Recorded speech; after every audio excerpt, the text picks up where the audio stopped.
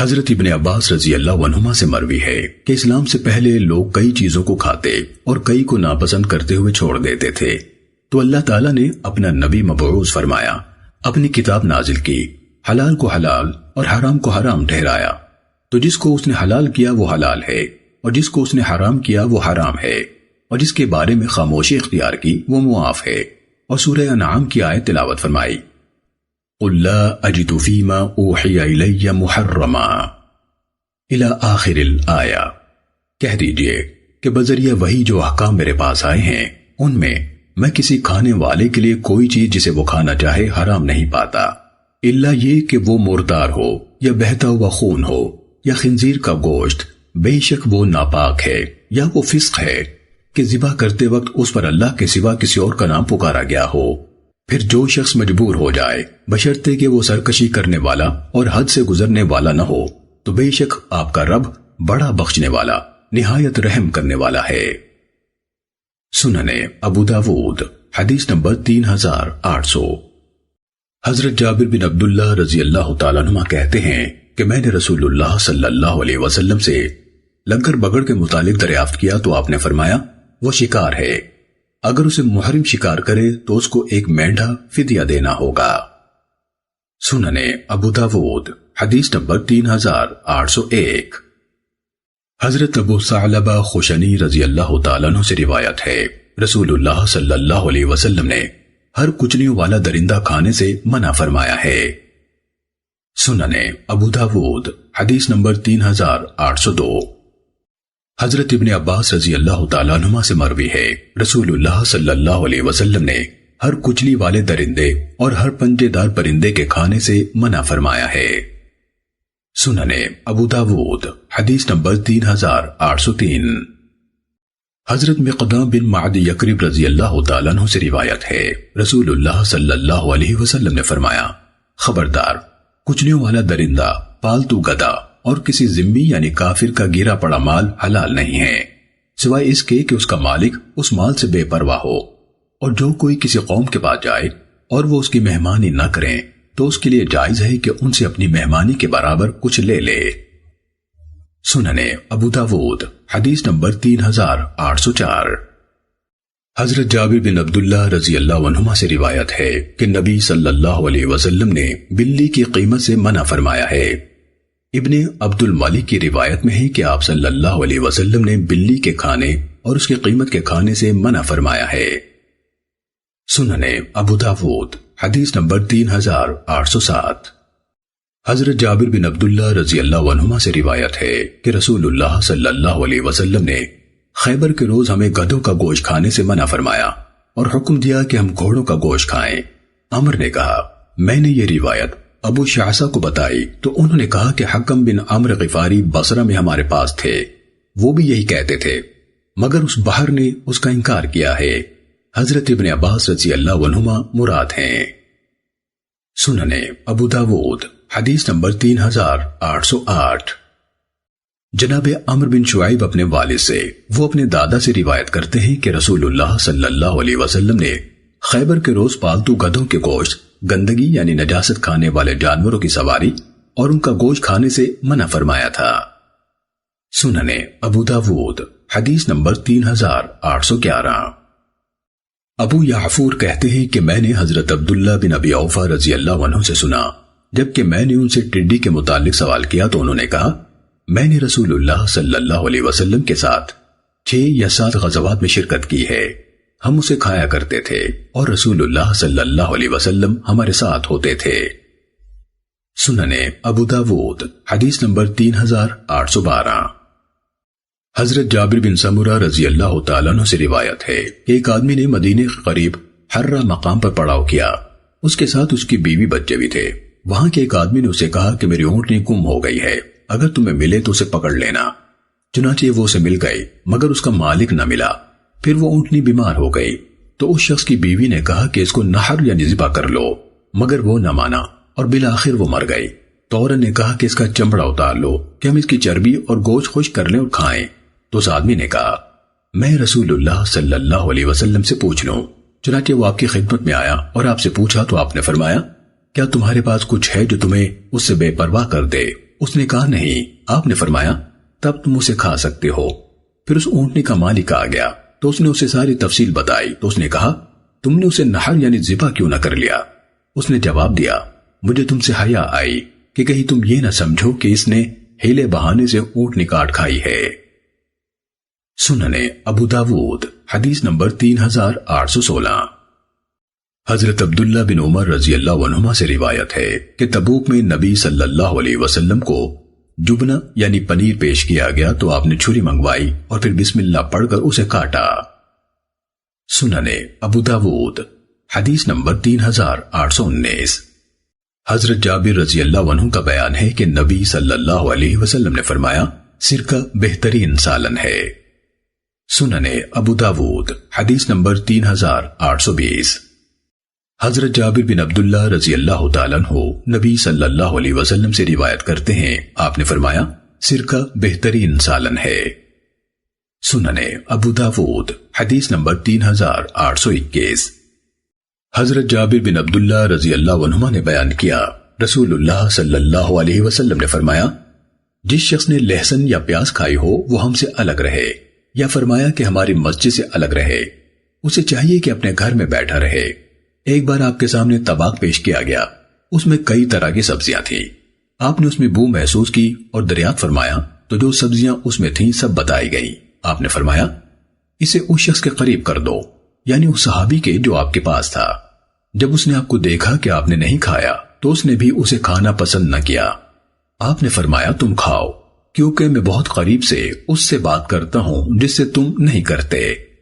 احمد بن صالح نے لفظ بدر کی وضاحت کرتے ہوئے فرمایا کہ ابن وہب نے اس کا ترجمہ طبق یعنی طباق کیا ہے۔ سننے ابو داود حدیث نمبر 3822۔ حضرت ابو سعید خدری رضی اللہ تعالیٰ عنہ نے بیان کیا کہ رسول اللہ صلی اللہ علیہ وسلم کے پاس لہسن اور پیاز کا ذکر کیا گیا اور کہا گیا اے اللہ کے رسول ان تمام میں سے لہسن کی بو زیادہ سخت ہے تو کیا آپ اسے حرام قرار دیتے ہیں؟ تو نبی صلی اللہ علیہ وسلم نے فرمایا تم اسے کھاؤ اور تم میں سے جو اسے کھائے تو وہ اس مسجد کے قریب نہ آئے یہاں تک کہ اس سے اس کی بدبو ختم ہو جائے۔ سننے ابو داود حدیث نمبر 3823۔ حضرت ابن عمر رضی اللہ عنہما سے روایت ہے کہ نبی صلی اللہ علیہ وسلم نے فرمایا جس نے یہ سبزی کھائی ہو یعنی لہسن اور پیاز تو وہ ہرگز مسجدوں کے قریب نہ جائے۔ سننے ابو داود حدیث نمبر 3825۔ حضرت مغیرہ بن شعبہ رضی اللہ تعالیٰ عنہ بیان کرتے ہیں کہ میں نے ایک دن لہسن کھایا، پھر مسجد نبوی میں حاضر ہوا، میری ایک رکعت فوت ہو گئی تھی۔ جب میں مسجد میں داخل ہوا تو رسول اللہ صلی اللہ علیہ وسلم نے لہسن کی بو محسوس فرمائی۔ جب رسول اللہ صلی اللہ علیہ وسلم نے نماز مکمل کی تو فرمایا جو شخص یہ سبزی کھائے وہ ہرگز ہمارے قریب نہ آئے حتیٰ کہ اس کی بو زائل ہو جائے۔ پھر جب میں نے اپنی نماز پوری کی تو میں رسول اللہ صلی اللہ علیہ وسلم کی خدمت میں حاضر ہوا اور عرض کیا اے اللہ کے رسول اللہ کی قسم آپ مجھے اپنا ہاتھ ضرور پکڑائیں گے۔ چنانچہ میں نے آپ کا دست مبارک لے کر اپنی قمیص کی آستین میں سے لے جا کر اپنے سینے پر رکھا تو اس وقت میرا سینہ بندھا ہوا تھا۔ آپ نے فرمایا بے شک تم معذور ہو۔ سننے ابو داود حدیث نمبر 3826۔ حضرت معاویہ بن قرہ اپنے والد سے بیان کرتے ہیں کہ رسول اللہ صلی اللہ علیہ وسلم نے ان دو سبزیوں سے منع کیا ہے اور فرمایا ہے جس نے یہ کھائی ہو وہ ہرگز ہماری مسجد کے قریب نہ آئے، اور فرمایا اگر تم نے انہیں ضرور ہی کھانا ہو تو پکا کر ان کی بو ختم کر لیا کرو۔ راوی نے کہا کہ ان سبزیوں سے مراد پیاز اور لہسن ہے۔ سننے ابو داود حدیث نمبر 3827۔ ام المومنین سیدہ عائشہ رضی اللہ تعالیٰ عنہ بیان کرتی ہیں کہ نبی صلی اللہ علیہ وسلم نے فرمایا جس گھر میں کھجور نہ ہو وہ گھر والے بھوکے ہیں۔ سننے ابو داود حدیث نمبر 3831۔ حضرت انس بن مالک رضی اللہ تعالیٰ عنہ بیان کرتے ہیں کہ نبی صلی اللہ علیہ وسلم کے سامنے پرانی کھجور پیش کی گئی تو آپ اسے کھول کھول کر اچھی طرح جائزہ لیتے اور سسریاں نکال دیتے تھے۔ سننے ابو داود حدیث نمبر 3832۔ اسحاق بن عبداللہ بن ابی طلحہ سے مروی ہے کہ بعض اوقات نبی صلی اللہ علیہ وسلم کو ایسی کھجور بھی پیش کرتی جاتی تھی جس میں کیڑا لگا ہوتا تھا، اور پھر مذکورہ بالا روایت کے ہم معنی بیان کیا۔ سننے ابو داود حدیث نمبر 3833۔ حضرت عبداللہ بن عمر رضی اللہ عنہما سے روایت ہے کہ رسول اللہ صلی اللہ علیہ وسلم نے 2 یا 3 کھجوریں اکٹھی اٹھا کر کھانے سے منع فرمایا ہے، الا یہ کہ تم اپنے ساتھیوں سے اجازت لے لو۔ سننے ابو داود حدیث نمبر 3834۔ حضرت عبداللہ بن جعفر رضی اللہ تعالیٰ عنہ سے مروی ہے کہ نبی صلی اللہ علیہ وسلم ککڑی اور تازہ کھجور ملا کر کھایا کرتے تھے۔ سننے ابو داود حدیث نمبر 3835۔ ام المومنین سیدہ عائشہ رضی اللہ تعالیٰ عنہ نے بیان کیا کہ رسول اللہ صلی اللہ علیہ وسلم تربوز اور تازہ کھجور ملا کر کھایا کرتے تھے اور فرماتے، ہم اس کھجور کی گرمی کا اس تربوز کی ٹھنڈک سے اور اس کی ٹھنڈک کا اس کی گرمی سے توڑ کرتے ہیں۔ سننے ابو داود حدیث نمبر 3836۔ سلیم بن عامر نے بسر کے 2 بیٹوں سے روایت کیا جو قبیلہ بنو سلیم سے تھے اور ان کا نام عبداللہ اور عطیہ نقل ہوئے ہیں۔ انہوں نے بیان کیا کہ رسول اللہ صلی اللہ علیہ وسلم ہمارے ہاں تشریف لائے تو ہم نے آپ کی خدمت میں مکھن اور کھجور پیش کی اور آپ مکھن اور کھجور پسند فرمایا کرتے تھے۔ سننے ابو داود حدیث نمبر 3837۔ حضرت جابر بن عبداللہ رضی اللہ عنہما کا بیان ہے کہ ہم رسول اللہ صلی اللہ علیہ وسلم کی معیت میں جہاد پر جاتے تھے تو ہم مشرکوں سے برتن اور مشکیزیں لے کر استعمال کر لیتے تھے اور آپ صلی اللہ علیہ وسلم اسے عیب نہ سمجھتے تھے۔ سننے ابو داود حدیث نمبر 3838۔ حضرت ابو ثعلبہ خشنی رضی اللہ تعالیٰ عنہ سے روایت ہے، انہوں نے رسول اللہ صلی اللہ علیہ وسلم سے سوال کیا کہ ہم اہل کتاب کی ہمسائیگی میں رہتے ہیں جبکہ وہ اپنی ہانڈیوں میں خنزیر پکاتے اور اپنے برتنوں میں شراب پیتے ہیں، تو رسول اللہ صلی اللہ علیہ وسلم نے فرمایا، اگر تمہیں کوئی اور برتن مل جائیں تو ان میں کھاؤ اور پیو، اور اگر ان کے علاوہ کوئی اور نہ ملے تو انہیں پانی سے اچھی طرح دھو کر ان میں کھا پی لیا کرو۔ سننے ابو داود حدیث نمبر 3839۔ حضرت جابر رضی اللہ عنہ سے روایت ہے، وہ کہتے ہیں کہ رسول اللہ صلی اللہ علیہ وسلم نے ہمیں ایک مہم میں روانہ فرمایا اور حضرت ابو عبیدہ بن جراح رضی اللہ عنہ کو ہمارا امیر مقرر فرمایا۔ ہم نے قریش کا ایک قافلہ پکڑنا تھا، آپ نے ہمیں زیادہ راہ کے طور پر ایک تھیلا کھجوروں کا عنایت فرمایا، ہمیں اس کے علاوہ اور کچھ نہ ملا، تو حضرت ابو عبیدہ رضی اللہ عنہ ہمیں ایک ایک دانہ کھجور دیا کرتے تھے، ہم اسے چوستے رہتے جیسے کہ بچہ چوستا ہے، پھر اس پر پانی پی لیتے تو وہ ہمیں ایک دن رات تک کے لیے کفایت کرتا تھا، اور ہم اپنی لاٹھیوں سے درختوں سے پتے جھاڑتے، انہیں پانی میں بھگو لیتے، پھر انہیں کھا جاتے تھے۔ انہوں نے بیان کیا کہ ہم ساحل سمندر کے ساتھ ساتھ چلے تو ہمیں ایک بہت بڑے ٹیلے جیسی چیز نظر آئی، ہم اس کے پاس پہنچے تو وہ ایک جاندار چیز تھی جسے عنبر کہا جاتا ہے۔ حضرت ابو عبیدہ رضی اللہ عنہ نے کہا، یہ مردار ہے جو ہمارے لیے حلال نہیں۔ پھر کہنے لگے، نہیں بلکہ ہم رسول اللہ صلی اللہ علیہ وسلم کے بھیجے ہوئے ہیں اور اللہ کی راہ میں نکلے ہیں اور اس کے محتاج بھی ہیں، لہٰذا تم اسے کھا سکتے ہو۔ چنانچہ ہم وہاں اس کے پاس 1 مہینے تک رہے، ہماری تعداد 300 تھی، ہم اس میں سے کھاتے رہے حتیٰ کہ ہم فربا ہو گئے۔ پھر جب ہم رسول اللہ صلی اللہ علیہ وسلم کی خدمت میں حاضر ہوئے تو ہم نے آپ سے اس کا ذکر کیا، آپ نے فرمایا، وہ رزق تھا جو اللہ تعالیٰ نے تمہارے لیے نکالا تھا، کیا اس میں سے کچھ تمہارے پاس ہے تو ہمیں بھی کھلاؤ۔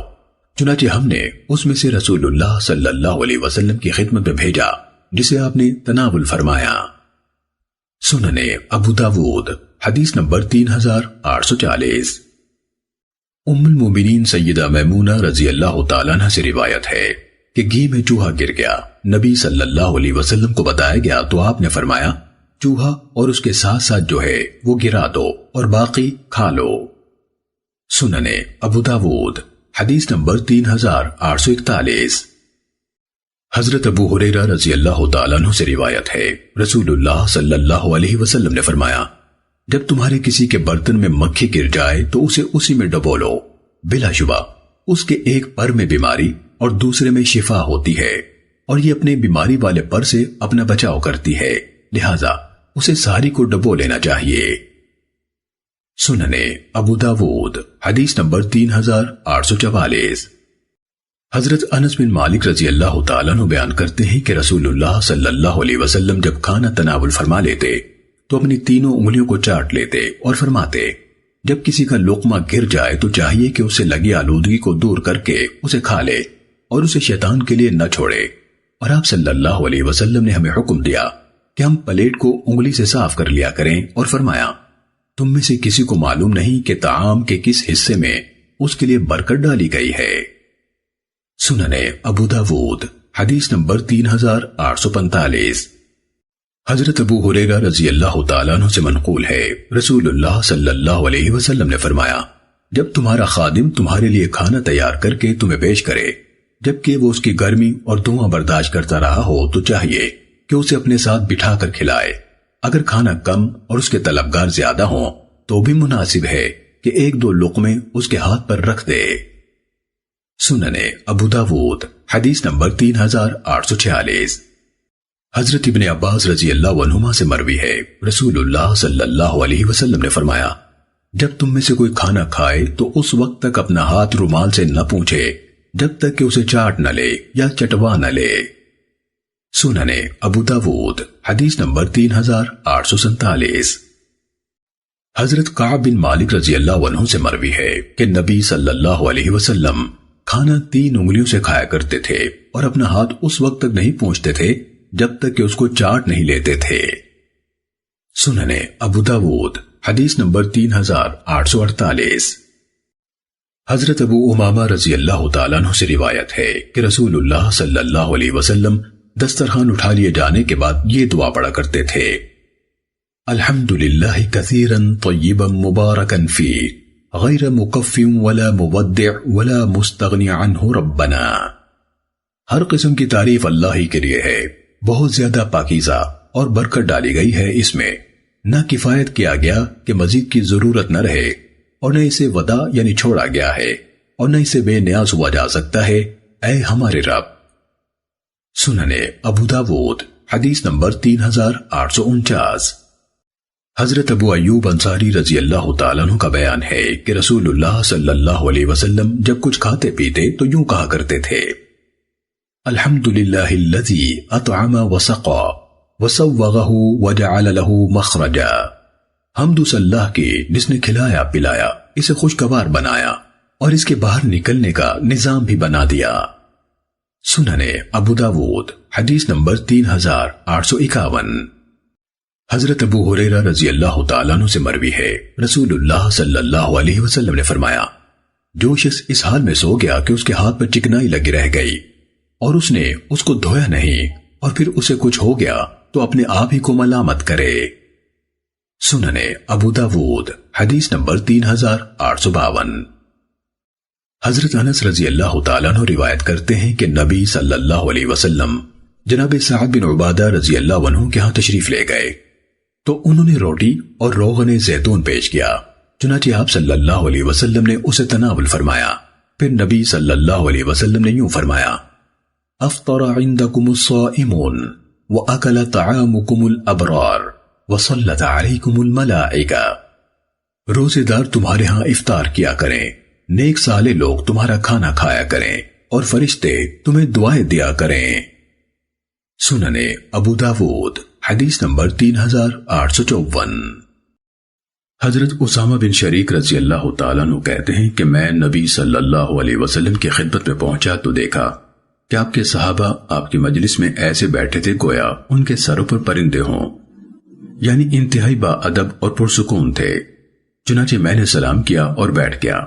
ادھر ادھر سے بدوی لوگ آئے اور انہوں نے پوچھا کہ اے اللہ کے رسول، کیا ہم دوا دارو کر لیا کریں؟ آپ نے فرمایا دوا کیا کرو، بلا شبہ اللہ عز و جل نے کوئی بیماری پیدا نہیں کی مگر اس کی دوا بھی پیدا کی ہے، سوائے ایک بیماری کے یعنی بڑھاپا، یعنی اس کا کوئی علاج نہیں۔ سننے ابو داود حدیث نمبر 3855۔ حضرت ام منذر سلمہ بنت قیس انصاریہ رضی اللہ تعالیٰ عنہ سے روایت ہے کہ رسول اللہ صلی اللہ علیہ وسلم میرے گھر تشریف لائے۔ آپ کے ساتھ حضرت علی رضی اللہ عنہ بھی تھے جو بیماری سے اٹھے تھے اور کمزور تھے۔ ہمارے ہاں کھجوروں کے خوشے لٹک رہے تھے۔ رسول اللہ صلی اللہ علیہ وسلم اٹھے اور ان سے کھانے لگے، اور حضرت علی رضی اللہ عنہ بھی کھانے کے لیے اٹھے تو رسول اللہ صلی اللہ علیہ وسلم نے ان سے فرمایا، رک جاؤ، تم ابھی کمزور ہو۔ چنانچہ حضرت علی رضی اللہ عنہ کھانے سے رکے رہے۔ ام منذر کہتی ہیں کہ میں نے جو وہ چکندر پکائے اور آپ علیہ الصلوۃ والسلام کی خدمت میں پیش کیے تو رسول اللہ صلی اللہ علیہ وسلم نے فرمایا، علی لو، یہ تمہارے لیے مفید ہیں۔ امام ابو داود رحمہ اللہ کہتے ہیں، میرے شیخ ہارون بن عبداللہ نے اپنے شیخ ابو داود سے ام منذر کے بارے میں نقل کیا کہ یہ عدویہ یعنی بنو عدی کی خاتون ہیں۔ سنن ابو داود حدیث نمبر 3856۔ حضرت ابو ہریرہ رضی اللہ تعالیٰ عنہ سے روایت ہے، رسول اللہ صلی اللہ علیہ وسلم نے فرمایا، تمہاری دواؤں میں جن سے تم علاج کرتے ہو اگر کوئی بہتر دوا ہے تو ان میں سے ایک سینگی لگوانا ہے۔ سنن ابو داود حدیث نمبر 3857۔ حضرت ابو ہریرہ رضی اللہ تعالیٰ عنہ سے مروی ہے کہ رسول اللہ صلی اللہ علیہ وسلم نے فرمایا، جو شخص 17، 19 اور 21 تاریخ یعنی قمری کو سینگی لگوائے اسے ہر بیماری سے شفا ہوگی۔ سنن ابو داود حدیث نمبر 3861۔ حضرت جابر رضی اللہ تعالیٰ عنہ کا بیان ہے کہ نبی صلی اللہ علیہ وسلم نے حضرت ابی بن کعب رضی اللہ تعالیٰ عنہ کی طرف ایک معالج بھیجا جس نے ان کی رگ کاٹی۔ سنن ابو داود حدیث نمبر 3864۔ حضرت عمران بن حسین رضی اللہ عنہما سے روایت ہے کہ نبی صلی اللہ علیہ وسلم نے داغ لگوانے سے منع فرمایا ہے، بس ہم نے داغ لگوائے مگر یہ کامیاب رہے نہ مفید ثابت ہوئے۔ امام ابو داود رحمہ اللہ بیان کرتے ہیں کہ حضرت عمران ملائکہ کا سلام سنا کرتے تھے، جب انہوں نے داغ لگوائے تو یہ سلسلہ منقطع ہو گیا، پھر جب چھوڑ دیا تو پھر سے سلام سننے لگے۔ سنن ابو داود حدیث نمبر 3865۔ حضرت جابر بن عبداللہ رضی اللہ عنہما سے منقول ہے کہ حضرت سعد بن معاذ کو تیر لگنے کے باعث جو زخم آیا تھا نبی صلی اللہ علیہ وسلم نے اس کو داغ لگوایا تھا۔ سنن ابو داود حدیث نمبر 3866۔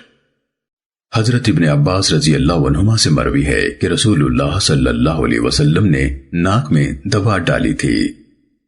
سنن ابو داود حدیث نمبر 3867۔ حضرت جابر بن عبداللہ رضی اللہ عنہما کا بیان ہے کہ رسول اللہ صلی اللہ علیہ وسلم سے نشرہ کے متعلق دریافت کیا گیا تو آپ نے فرمایا، یہ شیطانی عمل ہے۔ سنن ابو داود حدیث نمبر 3868۔ حضرت ابو ہریرہ رضی اللہ عنہ نے بیان کیا کہ رسول اللہ صلی اللہ علیہ وسلم نے خبیث دواؤں کے استعمال سے منع فرمایا ہے۔ سنن ابو داود حدیث نمبر 3870۔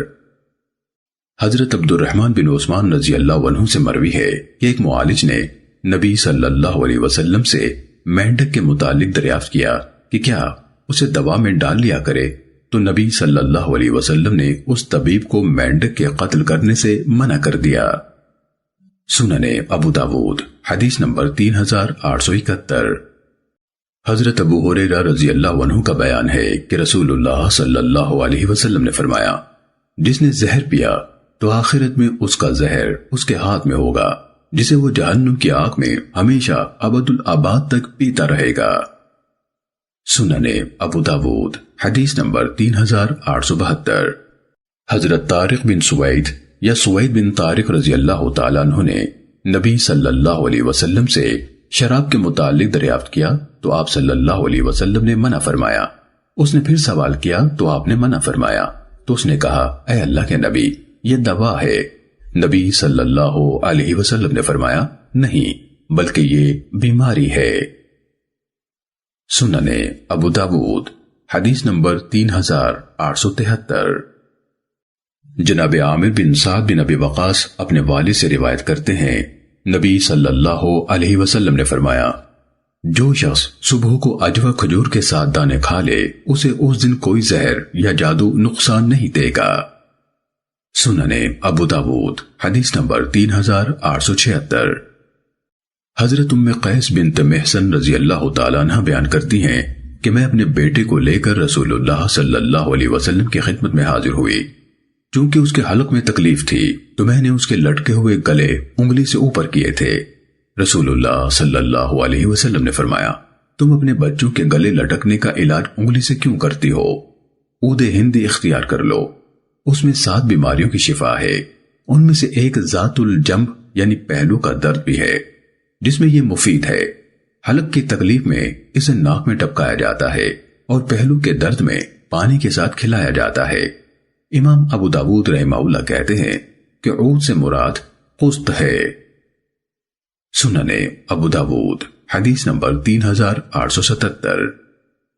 حضرت ابن عباس رضی اللہ عنہما سے مروی ہے، رسول اللہ صلی اللہ علیہ وسلم نے فرمایا، کپڑے سفید پہنا کرو، یہ تمہارے سب لباسوں میں بہتر لباس ہے، اسی میں اپنی میتوں کو کفن دیا کرو، اور تمہارے سرموں میں سے بہترین سرما اسمت ہے جو بینائی کو تیز کرتا اور پلکوں کے بال اگاتا ہے۔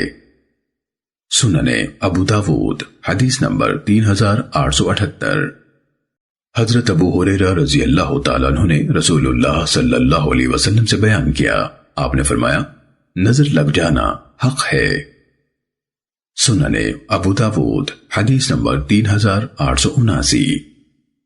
حضرت عائشہ رضی اللہ تعالیٰ عنہ حضرت جدامہ اسدیہ رضی اللہ تعالیٰ عنہ سے بیان کرتی ہیں، انہوں نے کہا، میں نے رسول اللہ صلی اللہ علیہ وسلم کو فرماتے ہوئے سنا، میرا ارادہ ہوا کہ دودھ پلانے کے ایام میں مباشرت سے منع کر دوں، مگر مجھے یاد دلایا گیا کہ رومی اور فارسی لوگ ایسا کرتے ہیں، مگر ان کے بچوں کو کوئی نقصان نہیں ہوتا۔ امام مالک رحمہ اللہ نے فرمایا، غیلہ یہ ہے کہ جس زمانے میں عورت بچے کو دودھ پلاتی ہو، اس کا شوہر اس سے مباشرت کرے۔ سنن ابو داود حدیث نمبر 3882۔ حضرت عمران بن حسین رضی اللہ عنہما بیان کرتے ہیں کہ نبی صلی اللہ علیہ وسلم نے فرمایا، دم جھاڑ صرف نظر بد میں ہے یا زہریلے ڈنگ میں۔ سنن ابو داود حدیث نمبر 3884۔ حضرت عوف بن مالک رضی اللہ عنہ کا بیان ہے کہ ہم جاہلیت میں دم جھاڑ کیا کرتے تھے تو ہم نے کہا، اے اللہ کے رسول، آپ کا اس بارے میں کیا خیال ہے؟ آپ نے فرمایا، اپنے دم مجھے بتاؤ، دم کرنے میں کوئی حرج نہیں بشرطے کہ شرک نہ ہو۔ سنن ابو داود حدیث نمبر 3886۔ حضرت شفا بنت عبداللہ رضی اللہ عنہ بیان کرتی ہیں کہ نبی صلی اللہ علیہ وسلم میرے ہاں تشریف لائے جبکہ میں ام المومنین حضرت حفصہ رضی اللہ تعالیٰ عنہ کے پاس تھی، تو آپ نے مجھ سے فرمایا، تم اسے نملہ یعنی بچوں کے پسلیوں پر نکلنے والی پھنسیوں کا دم کیوں نہیں سکھا دیتی جیسے کہ اسے لکھنا سکھایا ہے۔ سنن ابو داود حدیث نمبر 3887۔ جناب سہل بن حنیف رضی اللہ تعالیٰ عنہ کہتے ہیں کہ ہم ایک ندی کے پاس سے گزرے تو میں اس میں داخل ہو گیا اور غسل کیا، باہر نکلا تو بخار چڑھا ہوا تھا۔ یہ بات رسول اللہ صلی اللہ علیہ وسلم کو بتائی گئی تو آپ نے فرمایا، ابو ثابت کو کہو کہ اسے دم کر دے۔ رباب کہتی ہیں کہ میں نے سہل بن حنیف سے عرض کیا، آقا کیا دم مفید ہوتے ہیں؟ فرمایا، دم بد نظری، سانپ کے کاٹے اور بچھو کے ڈنگ ہی میں مفید ہوتے ہیں۔ امام ابو داود رحمہ اللہ نے کہا، الحمہ کا لفظ سانپ اور ہر ڈسنے والے موذی جانور پر بولا جاتا ہے۔ سنن ابو داود حدیث نمبر 3888۔ حضرت انس رضی اللہ تعالیٰ عنہ نے جناب ثابت بنانی سے کہا، کیا میں تمہیں رسول اللہ صلی اللہ علیہ وسلم کا سکھایا ہوا دم نہ کروں؟ انہوں نے کہا، کیوں نہیں؟ تو انہوں نے کہا، اللہم رب الناس مذہب الباس اشفی انت شافی لا شافی الا انت اشفی شفاء لا یغادر سقما۔ اے اللہ، لوگوں کے پالنے والے، دکھوں کے دور کرنے والے، شفا عنایت فرما، تو ہی شافی ہے، تیرے سوا کوئی شفا نہیں دے سکتا، اسے شفا دے، ایسی شفا جو کوئی بیماری نہ رہنے دے۔ سنن ابو داود حدیث نمبر 3890۔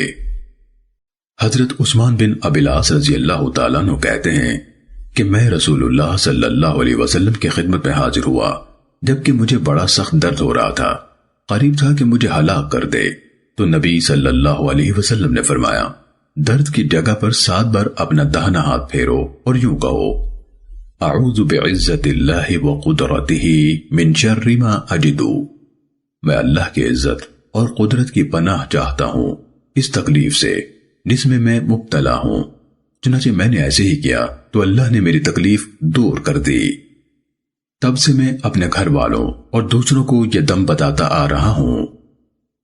سننے ابو داود حدیث نمبر 3891۔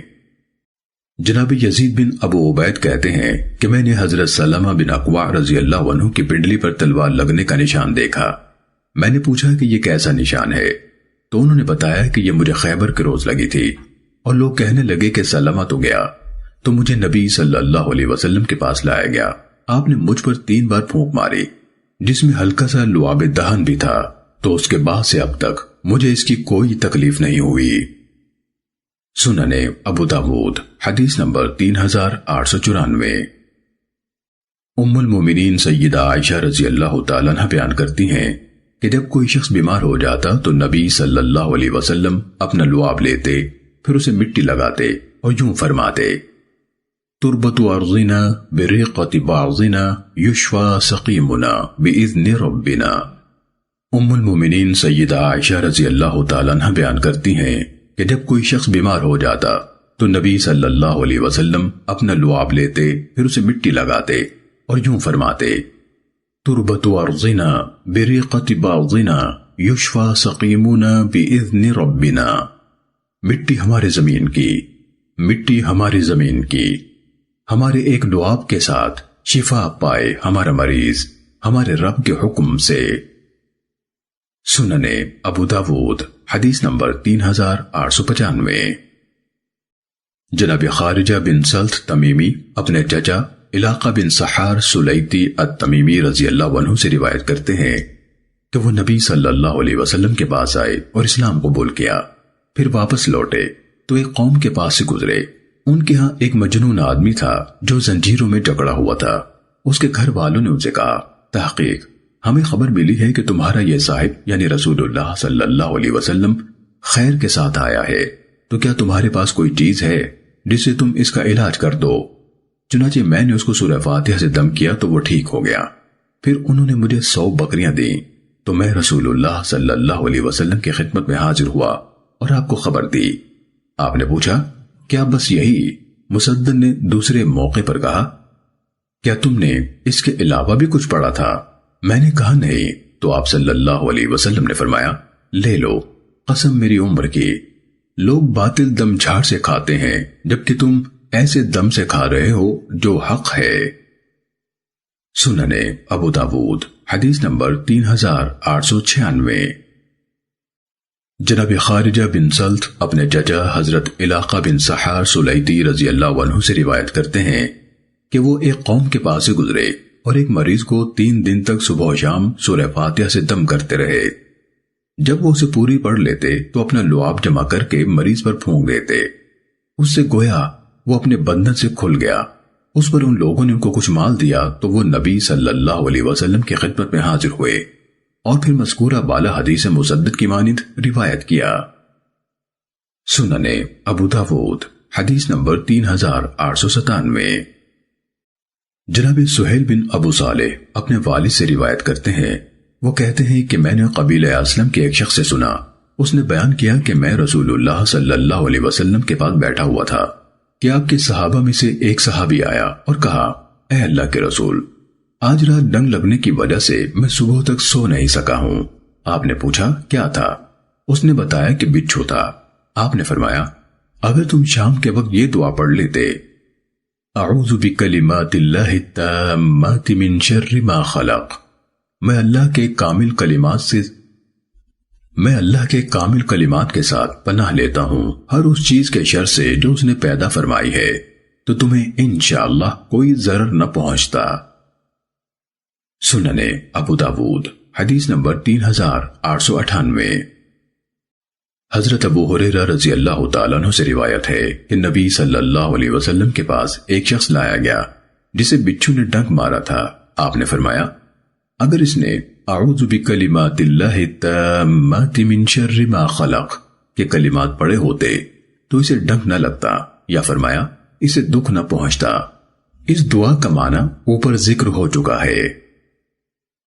سننے ابو داود حدیث نمبر 3899۔ حضرت ابو سعید خدری رضی اللہ تعالیٰ عنہ سے روایت ہے کہ اصحاب نبی صلی اللہ علیہ وسلم کا ایک گروہ ایک سفر میں تھا کہ انہوں نے ایک عرب قبیلے کے پاس پڑاؤ کیا۔